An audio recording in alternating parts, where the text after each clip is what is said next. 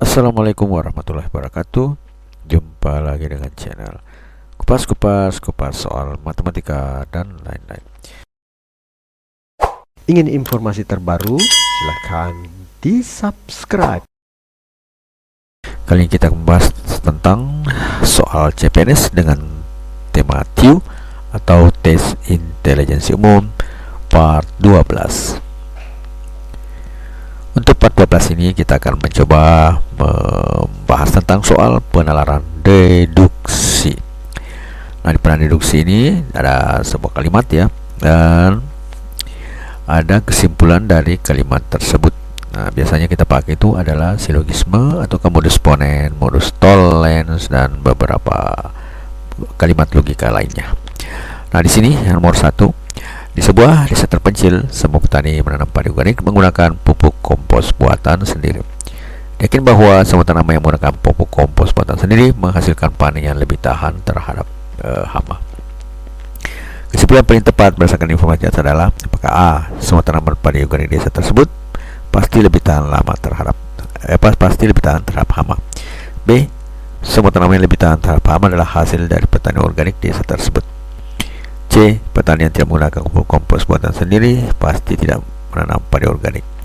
D, jika ada tanaman padi yang tidak lebih tahan terhadap hama, maka petani menanamnya menggunakan pupuk kompos buatan sendiri. Kemudian E, tidak ada petani tersebut yang menanam padi non-organik. Jawaban. Nah, pertama kita tentukan dulu premis 1 dan premis 2 ya. Jadi semua petani menanam padi organik menggunakan pupuk kompos buatan sendiri. Jadi itu adalah premis 1. Kemudian premis 2, semua tanaman yang menggunakan pupuk kompos buatan sendiri lebih tahan terhadap hama.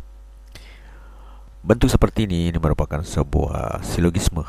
Ya, silogisme itu adalah modelnya premis 1 itu jika P maka Q, premis 2-nya jika Q maka R, maka kesimpulannya itu adalah P maka R.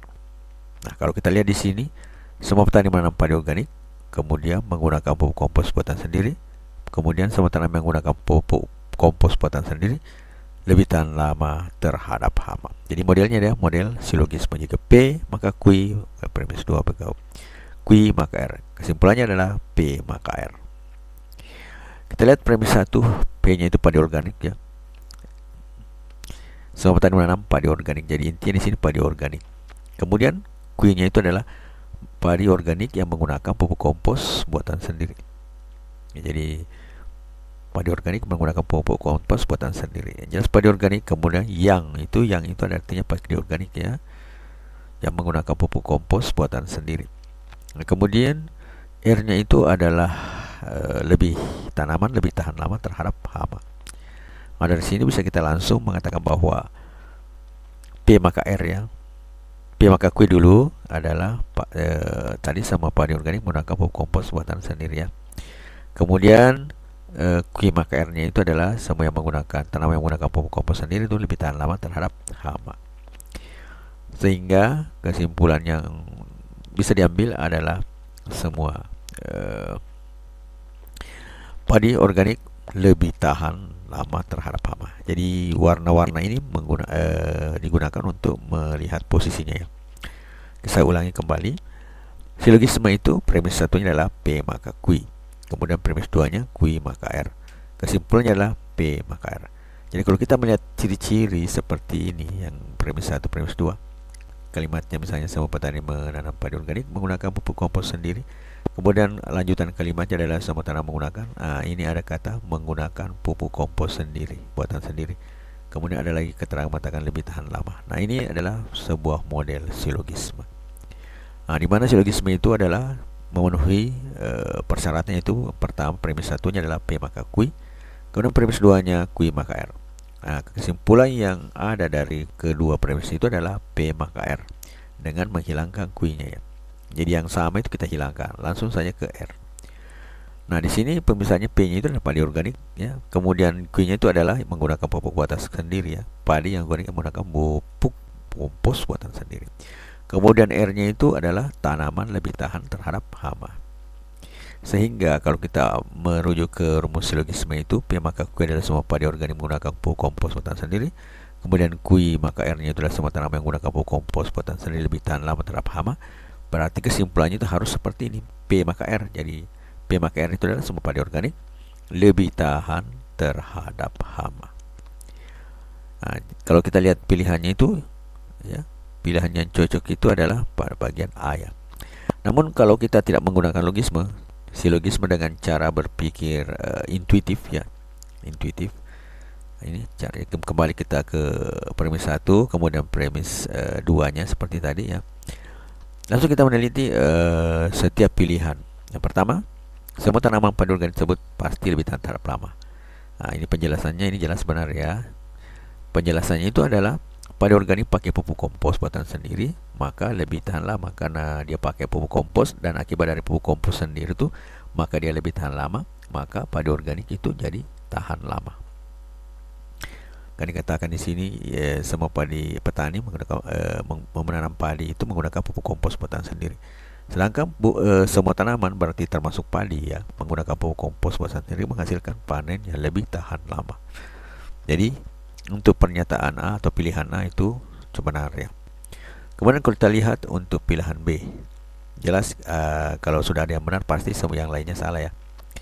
Namun kita harus meneliti letak kesalahannya di mana. Nah, kita lihat B. Semua tanaman yang lebih tahan terhadap hama adalah hasil petani padi organik desa tersebut. Nah, hal ini sebenarnya itu tidak jelaskan untuk itu ya. Itu salah ya. Karena bukan hanya pupuk kompos buatan sendiri yang bisa membuat tanaman lebih tahan lama, salah satu alasannya. Bisa saja juga ada hal lain yang membuatnya menjadi lebih tahan lama. Jadi tanaman yang lebih tahan terhadap hama adalah hasil petani padi organik tersebut. Bisa saja bukan hasil penanaman padi organik saja. Saya padi yang lain ya, karena di sini katakan tanaman secara umum, bukan terkhusus padi. Cuma padi termasuk sebagai tanaman, maka imbasnya bahwa dia akan lebih tahan lama karena menggunakan pupuk kompos buatan sendiri. Jadi letak kesalahannya di situ. Kemudian bagian C, petani yang tidak menggunakan pupuk kompos buatan sendiri pasti dia tidak menanam padi organik. Nah, ini juga tidak ada keterangan ya, tidak ada keterangan tentang itu. Jadi itu salah. Ya, tidak berarti jika seorang petani tidak menggunakan pupuk kompos sendiri, mereka tidak termasuk dalam kelompok petani yang menanam padi organik ya. Jadi tidak ada hubungannya. Bisa ini juga petani yang tidak menggunakan pupuk kompos buatan sendiri itu pasti tidak menanam padi organik. Belum tentu. Bisa saja petani yang tidak menggunakan itu menanam padi organik. Cuma dikatakan di situ bahwa kalau padi organik menggunakan pupuk kompos buatan sendiri akan lebih tahan lama kalau memakai pupuk organik buatan sendiri. Bukan pupuk organik, kompos buatan sendiri. Nah, tidak dijelaskan bahwa hanya padi organik saja. Jika bermanfaat, mohon di-share ya. Cuma dikatakan di sini semua tanaman yang menggunakan, artinya bisa saja bukan padi organik. Kemudian bahagian D, jika ada tanaman padi yang tidak tahan lama, maka petani hanya yang menanamnya menggunakan pupuk kompos buatan sendiri. Nah, justru ini bagian D ini terbalik ya, bertentangan dengan kata bahwa semua tanaman yang menggunakan pupuk kompos sendiri itu menghasilkan panen yang lebih tahan lama. Jadi ini kontradiksi ya. Kalau kita lihat pernyataan-pernyataan premis yang di atas ini, justru kalau menggunakan pupuk kompos pasti dia lebih tahan lama terhadap hama. Kemudian bahagian E, tidak ada petani desa tersebut yang menanam padi non organik. Nah, ini juga tidak diinformasi. Hal ini bisa saja ada petani tersebut yang menanam padi dengan non organik. Ya, ini juga salah. Jadi tidak ada informasi yang mengenai apakah ada petani lain disebut yang menanam padi non organik. Jadi tidak bisa dijadikan hujah atau acuannya. Jadi saya ulangi sedikit. Yang pertama bagian A, semua tanaman padi organik itu pasti lebih tahan lama. Jelas ya dari logika silogismenya ya. Jadi jelas kalau padi organik menggunakan pupuk kompos berarti akan tahan lama, karena di sini katakan semua tanaman menggunakan pupuk kompos buatan sendiri maka akan lebih tahan lama. Jelas. Kalau B, semua tanaman yang lebih tahan lama adalah hasil dari padi dari organik di desa tersebut. Bukan hanya pupuk kompos ya yang bisa membuat tanaman padi ya lebih tahan lama ya. Bukan saja juga padi organik yang menjadi akan tahan lama di desa tersebut, karena bisa saja ada petani lainnya menanam non organik yang bisa tahan lama dengan menggunakan pupuk kompos. Kemudian bagian C, petani yang tidak menggunakan pupuk kompos buatan sendiri pasti tidak menanam padi organik. Ini juga belum tentu, bisa saja petani menanam hal yang lain ya. Ini juga. Kemudian bagian D, selanjutnya kita memakai jawaban yang tidak menggunakan perumus silogisme ya. Premis 1 mengatakan semua tadi padi organik bisa menggunakan pupuk yang kompos buatan sendiri. Kemudian kedua, diyakini bahwa semua tanaman yang menggunakan pupuk kompos buatan sendiri menghasilkan panen yang lebih tahan terhadap hama. Nah, sekarang kita evaluasi setiap kesimpulan atau setiap choice atau pilihan yang ada. Bagian A, semua tanaman padi organik tersebut pasti lebih tahan lama ya, sesuai dengan rumusnya tadi silogisme ya. Jika P maka R. Jadi tanaman padi organik maka tahan lama. Jadi ini benar ya. Nah, ini penjelasan sekilas ya, padi organik pakai pupuk kompos buatan sendiri maka lebih tahan lama. Kemudian bahagian B, ini jelas salah ya, karena sudah ada bahagian yang benar. Nah, tapi kita lihat kesalahannya. Semua tanaman yang lebih tahan terhadap hama adalah hasil dari petani padi organik desa tersebut. Hal ini salah ya, karena bukan hanya pupuk kompos buatan sendiri yang bisa membuat tanaman lebih tahan lama. Bisa saja faktor-faktor lain. Yang jelas kalau kompos dia pakai maka dia tahan lama. Tapi bisa saja hal lain membuat tanaman atau padi tersebut tahan lama. Jadi salah. Kemudian bagian C, petani yang tidak menggunakan pupuk kompos buatan sendiri pasti tidak menanam padi organik. Ini juga tidak ada penjelasannya. Ini juga salah. Tidak ada yang menjelaskan bahwa yang tidak menggunakan pupuk kompos buatan sendiri maka tidak menanam padi organik. Karena bisa saja petani lain menanam padi organik tapi tidak menggunakan pupuk kompos buatan sendiri. Jelas ya. Kemudian bahagian D, jika ada tanaman padi yang tidak lebih tahan lama padi terhadap hama, maka petani yang menanamnya menggunakan pupuk kompos buatan sendiri. Nah, hal ini pada bagian D justru bertentangan dengan premis dia 1 dan 2 ini, premisnya. Jadi ini juga adalah yang salah ya, kontradiksi ya dengan pernyataan premis di atas. Kemudian bahagian E, tidak ada petani tersebut menanam padi non organik. Ini juga tidak ada info ya, bisa saja salah ya. Bisa saja petani lain ya disebut menanam padi non organik ya, tidak cuma dijelaskan bahwa kalau petani organik kemudian memakai pupuk kompos buatan sendiri maka dia tahan lama. Jadi untuk mengenai apakah dia menanam padi non organik atau organik itu tidak ada penjelasan. Jadi kesimpulan ini salah. Saya ulangi, pertama ya, jelas bagian A ya benar bahwa kalau kompos buatan sendiri pasti tahan lama ya, jelas ya. Kemudian bagian B, bukan hanya pupuk kompos buatan sendiri bisa membuat tanaman lebih tahan lama, bisa saja hal yang lain. Karena di sini katakan semua tanaman yang lebih tahan terhadap hama adalah hasil dari petani organik di desa tersebut. Jadi bukan hanya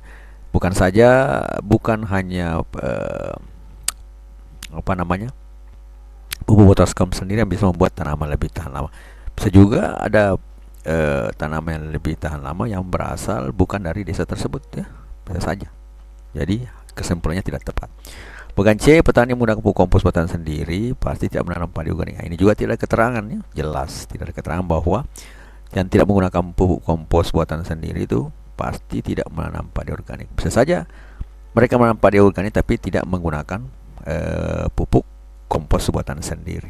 Nah, bagian D, jika ada tanaman padi yang lebih tahan terhadap hama, maka petani yang menanam yang tidak lebih tahan terhadap hama, maka petani menanamnya menggunakan pupuk kompos buatan sendiri. Justru ini kontradiksi dengan ini ya, mengatakan bahwa semua padi organik di desa menggunakan pupuk buatan, kompos sendiri. Dan kalau menggunakan kompos sendiri berarti menghasilkan panen yang lebih tahan lama terhadap hama. Nah, sekarang bagian D. Bagian E ya, tidak ada petani di desa tersebut yang menanam padi non organik. Nah, ini juga tidak ada informasi, jadi ini juga bukan kesimpulan yang benar karena bisa saja ada petani lain di sini menanam padi non organik. Sehingga jawaban yang cocok itu adalah bahagian A. Jadi, semua tanam padi organik di desa tersebut pasti lebih tahan terhadap hama. Selanjutnya nomor yang kedua. Semua karyawan PT Maju memiliki keterampilan komunikasi yang baik. Sebagian karyawan PT Maju mahir dalam berbahasa asing. Rina adalah karyawan PT Maju Jaya. Kesimpulan paling tepat adalah A. Rina memiliki keterampilan komunikasi yang baik dan mahir berbahasa Inggris berbahasa asing. B. Rina memiliki keterampilan komunikasi yang baik tapi tidak mahir berbahasa Inggris. Nah, C. Rina memiliki keterampilan komunikasi yang baik. D. Rina mahir berbahasa asing. E. Rina tidak mahir berbahasa asing. Kita jawab. Premis 1, jelas ya, semua karyawan memiliki keterampilan berkomunikasi yang baik. Artinya kalau ada PT karyawan PT Maju Jaya maka pasti memiliki keterampilan berkomunikasi yang baik. Kemudian premis kedua, sebagian PT karyawan Maju Jaya mahir berbahasa asing. Ini berarti ada beberapa dari karyawannya mahir berbahasa asing, tapi tidak menutup kemungkinan ada juga karyawan tidak mahir ya, karena hanya beberapa berarti beberapa lainnya tidak mahir. Nah, kemudian premis ketiga mengatakan bahwa Rina adalah karyawan PT Maju Jaya. Nah, sekarang posisi Rina itu bagaimana? Kita lihat ya. Dari premis 1 dan premis 3 kita dapat informasi bahwa Rina sebagai karyawan PT Maju pasti memiliki keterampilan berkomunikasi yang baik. Karena Rina adalah bahagian dari karyawan PT Maju Jaya dan ditegaskan pada premis 1 bahwa semua karyawan PT Maju Jaya memiliki keterampilan berkomunikasi yang baik. Rina adalah bagian dari itu, maka Rina juga pasti memiliki keterampilan berkomunikasi yang baik. Kemudian premis 2 dikatakan itu tadi sebahagian ya karyawan mahir berbahasa asing. Ini tidak memberikan informasi yang cukup untuk menyimpulkan apakah Rina termasuk karyawan yang mahir atau tidak. Oleh karena itu tidak bisa membuat kesimpulan tentang mahir atau tidaknya ya kemampuan berbahasa asing Rina. Sehingga satu-satunya kesimpulan yang bisa ditarik dan dipastikan benar itu adalah bahwa Rina memiliki keterampilan berkomunikasi yang baik. Jadi saya ulangi sekali lagi. Dikatakan di sini premis 1, semua karyawan PT Maju Jaya memiliki keterampilan berkomunikasi yang baik. Suka dengan videonya? Like dong. Premis 3-nya adalah Rina adalah karyawan PT Maju Jaya. Otomatis Rina pasti memiliki keterampilan berkomunikasi yang baik. Sedangkan untuk premis 2 tentang bahasa asing itu tidak bisa tarik kesimpulan apakah Rina yang mahir berbahasa asing atau Rina tidak mahir berbahasa asing karena tidak ada keterangan yang lebih lanjut mengenai hal tersebut ya, tidak ada mengenai bahwa Rina dia mampu berbahasa asing atau tidak. Sehingga jawaban yang cocok adalah Rina memiliki keterampilan berkomunikasi yang baik. Nah, ini yang paling benar ya. Bagian yang lain itu Rina mampu berbahasa asing atau tidak mampu berbahasa asing itu tidak bisa dijadikan kesimpulan karena tidak ada data yang mendukung untuk kedua hal tersebut. Sehingga jawaban satu-satunya yang paling benar adalah bagian C, yaitu Rina memiliki keterampilan berkomunikasi yang baik. Selanjutnya nomor yang ketiga, beberapa siswa gemar membaca buku fiksi. Kemudian ada lagi kalimat tidak ada siswa yang gemar membaca buku fiksi tidak menyukai cerita petualangan. Kesimpulan yang tepat adalah A. Banyak siswa gemar membaca buku fiksi tidak menyukai cerita petualangan. B. Beberapa siswa tidak menyukai petualangan gemar membaca buku fiksi. C. Beberapa siswa menyukai cerita petualangan. D. Semua siswa menyukai cerita petualangan. Dan E. Siswa yang tidak menyukai cerita petualangan pasti gemar membaca buku fiksi. Jawabannya adalah yang pertama, kita lihat premis 1 itu beberapa siswa gemar membaca buku fiksi. Ini mengindikasikan bahwa adanya sekelompok siswa yang hobi membaca buku fiksi. Yang kedua, tidak ada siswa yang gemar membaca buku fiksi yang tidak menyukai cerita petualangan. Artinya kalau dia suka membaca buku fiksi, pasti menyukai cerita petualangan. Nah, pernyataan ini dapat dikatakan bahwa setiap siswa yang gemar membaca buku fiksi pasti juga mencari petualangan. Dengan kata lain, tiada siswa yang berada kelompok gemar membaca gemar membaca buku fiksi sekaligus tidak menyukai cerita petualangan. Yang jelas, kelompoknya suka membaca buku fiksi, pasti kelompoknya juga suka cerita petualangan. Ya, itu artinya. Berarti kalau ada kelompok yang gemar membaca fiksi, tidak bisa sekaligus berada dalam kelompok tidak menyukai cerita petualangan. Hal itu adalah salah, ya. Karena jika dikatakan kalau suka membaca buku fiksi pasti suka membaca atau menyukai cerita petualangan. Nah, setelah itu kita lihat kita evaluasi setiap pilihan-pilihannya, ya. Nah, di sini kalau dari premis ini, karena ada beberapa siswa membaca buku fiksi, maka semua siswa yang gemar membaca fiksi tersebut, yaitu beberapa itu, semuanya itu pasti menyukai cerita petualangan, yang didukung oleh premis 2. Sedangkan yang pertama itu dukung adalah membaca buku fiksi, ya. Maka dapat dipastikan bahwa beberapa siswa suka atau menyukai cerita petualangan. Atau bisa dikatakan semua siswa yang menyukai gemar membaca buku fiksi pasti menyukai cerita petualangan, itu, ya. Jadi semuanya itu artinya yang menyukai membaca buku fiksi itu semuanya itu dari beberapa siswa yang menyukai buku fiksi itu pasti menyukai cerita petualangan, ya. Nah, kemudian kita lanjut ke pilihannya, ya. Banyak siswa yang gemar membaca buku fiksi tidak menyukai cerita petualangan. Jelas hal ini adalah salah karena sudah ditegaskan tadi di premisnya bahwa jika dia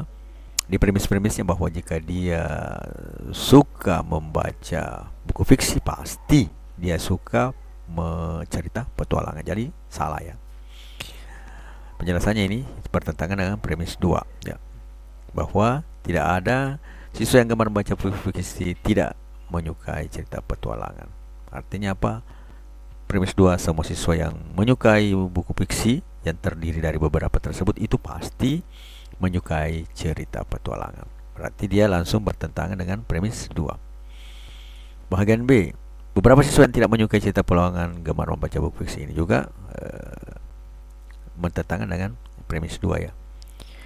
Jadi kalau dia tidak menyukai cerita petualangan, jelas dia tidak menyukai membaca buku fiksi.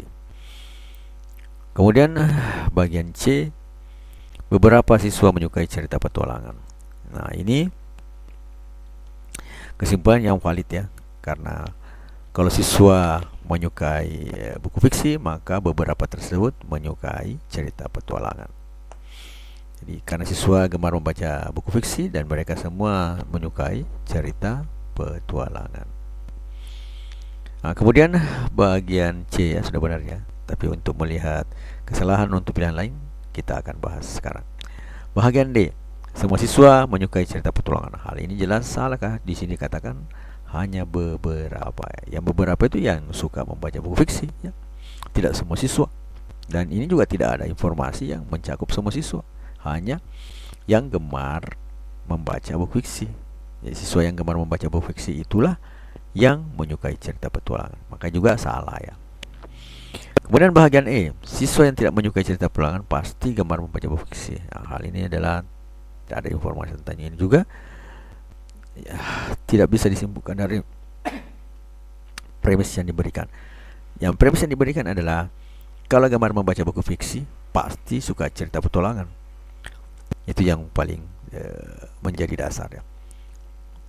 Nah, di sini justru juga bertentangan. Yang tidak menyukai cerita petualangan pasti gemar membaca buku fiksi, padahal sudah ditegaskan yang gemar membaca buku fiksi itu pasti menyukai cerita petualangan. Jadi bahagian E juga salah.